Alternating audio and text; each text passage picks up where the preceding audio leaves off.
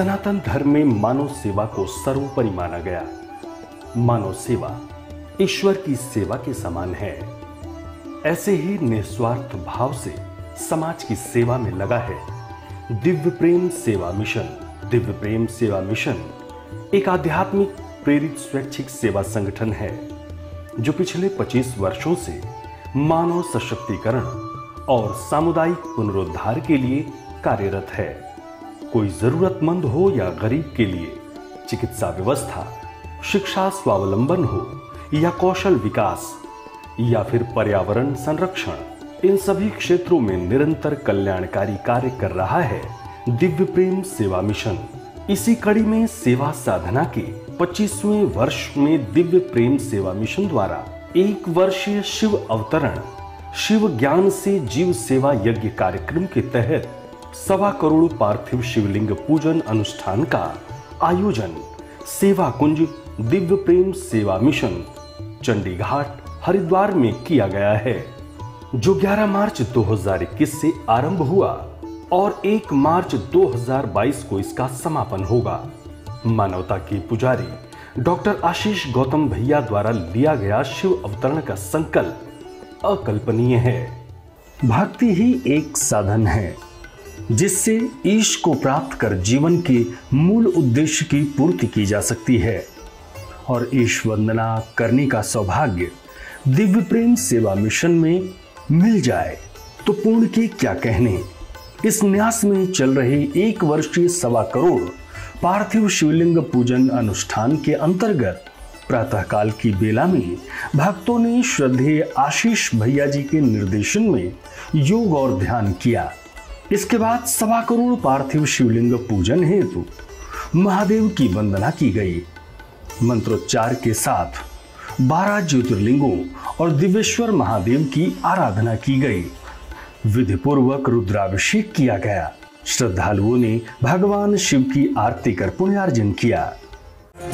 शिव अवतरण, अवतरण, शिव अवतरण। दिव्य प्रेम सेवा मिशन के सेवा साधना के 25वें वर्ष में प्रवेश के उपलक्ष्य में 1.25 कोटि पार्थिव शिवलिंग का निर्माण, पूजन, अर्चन, स्तवन, अभिषेक, विसर्जन के साथ में मां नर्मदा के गोद और गर्भ से प्राप्त 12 ज्योतिर्लिंग का नित्य वैदिक विधि विधान से पूजन, पाठ, अभिषेक, श्रृंगार, आरती महाशिवरात्रि 11 मार्च से प्रारंभ होकर के 1 वर्षीय अनुष्ठान, विशेष अनुष्ठान, दिव्य अनुष्ठान आगामी 1 मार्च शिवरात्रि 2022 तक चलेगा। सेवा साधना संबोधि का भाव, शिव अवतरण का भाव, शिव की शरण में जाने का भाव, इसी शिव ज्ञान से जीव सेवा का भाव, इस भाव के अवतरण के लिए इस दिव्य अनुष्ठान में देश के कोने कोने से कार्यकर्ताओं का नित्य प्रति आवागमन, शिवलिंग निर्माण के रूप में अपनी आहुतियां, आप भी इस दिव्य अनुष्ठान में, दिव्य अभियान में जुड़े, यही निवेदन। उसके साथ में नित्य चल रहे आत्म संवाद अंतर यात्रा शिविर में भगवान श्री कृष्ण द्वारा गाई गई गीता पर हम चर्चा करते हैं, अभ्यास करते हैं। उनमें से आज भगवान श्री कृष्ण द्वारा गाई गई गीता के श्लोक 38वें में हम लोग प्रवेश करते हैं। कश्चिन्नो भय विभ्रष्ट छिन्नाभ्रमिव नश्यति अप्रतिष्ठो महाबाहो विमूढ़ो ब्रह्मणः पथि। भगवान श्री कृष्ण को गुरु रूप में तो देखा ही, गुरु रूप में तो माना ही, मित्र सखा माना, लेकिन अर्जुन ने स्वयं उनको परम पिता परमेश्वर आराध्य माना। प्रत्यक्ष साक्षात भगवान है, ये भगवान का अवतरण है, इस रूप में माना और स्वीकार किया, अनुभव कर लिया था, अनुभूति कर लिया था। इसलिए उनसे ये प्रश्न कर रहे हैं अर्जुन कि यह लोक में जितने प्रकार के भोग होते हैं, इंद्रिय भोग, जिन इंद्रिय भोगों के कारण से इंद्रियों का जो सामर्थ्य है, तेज है, नष्ट होता है, उससे ऊपर उठ गया व्यक्ति। साधना करता है, जप तप करता है, गुरु चरणों की सेवा करता है, निष्काम भाव से करता है, एक अवस्था एक व्यवस्था में करता है, निष्ठा से करता है, श्रद्धा से करता है। कोई मन में स्वर्ग की कामना नहीं है, कामना स्पृहा इच्छा रहित करता है, और किसी कारण से शरीर रहते समाधि की अवस्था, समत्व योग की अवस्था, समदर्शिता की अवस्था, या जो भी कहिए संबोधि की अवस्था, भगवत प्राप्ति की अवस्था, आत्म साक्षात्कार की अवस्था, आत्म संवाद की अवस्था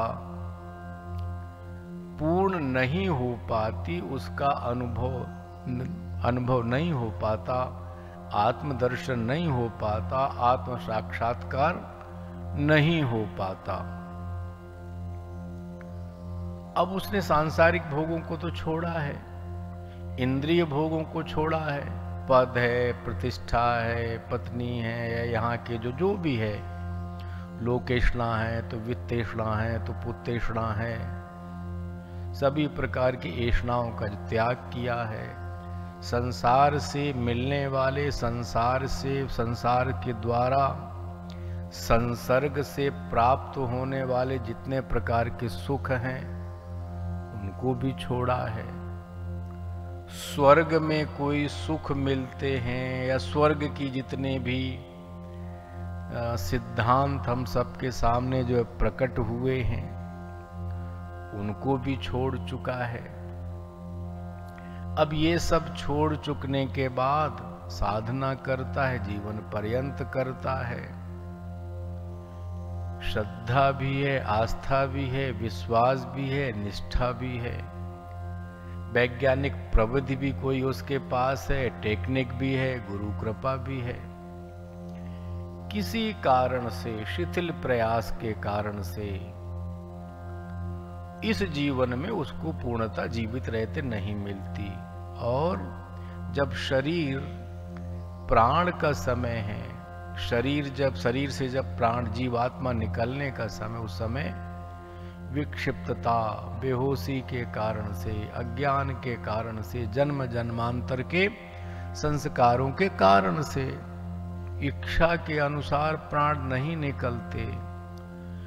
अब ऐसी अवस्था में भगवान श्री कृष्ण से, चूंकि उनमें भगवत सत्ता का अवतरण का दर्शन कर चुका है, वो आभास कर चुका है। अब जैसे मान लीजिए थोड़ी देर के लिए कि हमारा कोई स्वास्थ्य गड़बड़ है, स्वास्थ्य की चिंता है, कोई दुख तकलीफ है, तो क्या ये तकलीफ दिखाने के लिए सब्जी के दुकानदार के पास जाएंगे क्या? या हमको सब्जी की जरूरत है, आलू प्याज या लौकी की जरूरत है, क्या मेडिकल स्टोर पे लेने जाएंगे क्या?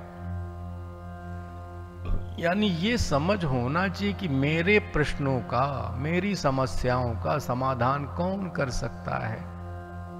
हो सकता है कुछ योग करने वाले, साधना करने वाले, कुछ अनुभव प्राप्त करने वाले, अनुभूतियां प्राप्त करने वाले, पुस्तकों का ज्ञान रखने वाले, जितना है उनके पास उतने ज्ञान दे सकते हैं ना।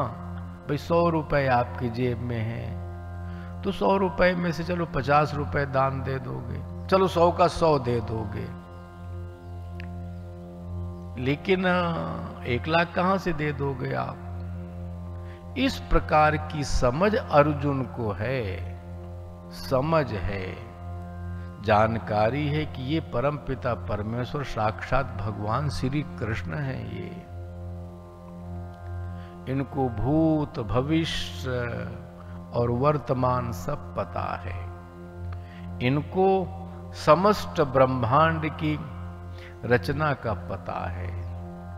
इनको जीवन मरण के सारे प्रश्नों का उत्तर इनके व्यक्तित्व में छिपा है।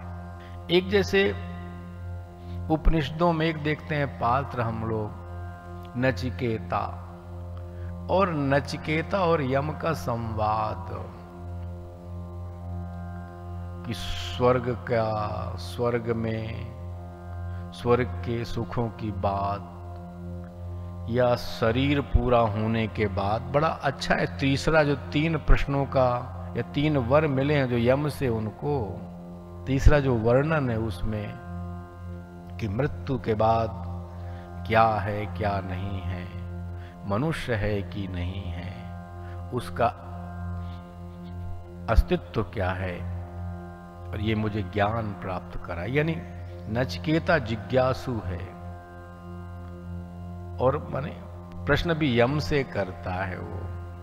इसी प्रकार से अर्जुन भी जिज्ञासु है, और जिस अवस्था व्यवस्था में, जिस आसन में हम बैठे हैं, आप समझिए अर्जुन भी उसी आसन पर बैठा है। जैसे प्रश्न हमारे अपने होते हैं कि नहीं क्या होगा, मैं न यहां का रहा न वहां का रहा, न मैं संसार का रहा न आध्यात्म का रहा, न मैं परमेश्वर का रहा न धरती, कहां का कहीं का नहीं रहा।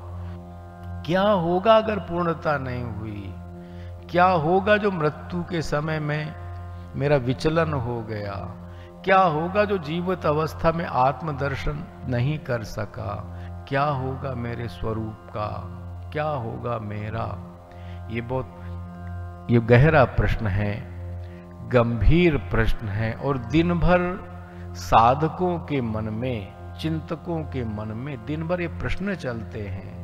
एक मंत्र, एक आराधना, एक इष्ट, एक आसन, एक अवस्था, एक व्यवस्था, राग द्वेष किसी से मैंने रखा नहीं, संसार से कोई चाहे ना रखा नहीं, किसी प्रकार का पद, प्रतिष्ठा, पुरस्कार, पैसा, लोभ से दूर रहा, इंद्रिय सुखों से भी अपने को अलग रखा, निर्वाह बुद्धि से कर्म योग करता रहा, ध्यान योग करता रहा, लेकिन अंत में चंचल मना होने के कारण से, अंत में बेहोशी के कारण से, अंत में जो जन्म जन्मांतर के संस्कारों के कारण से हवा का झोंका आके आपका दीपक की हिल जाती है, लो हिल गई। इस अवस्था में क्या होगा मेरा? इसलिए योग्य डॉक्टर,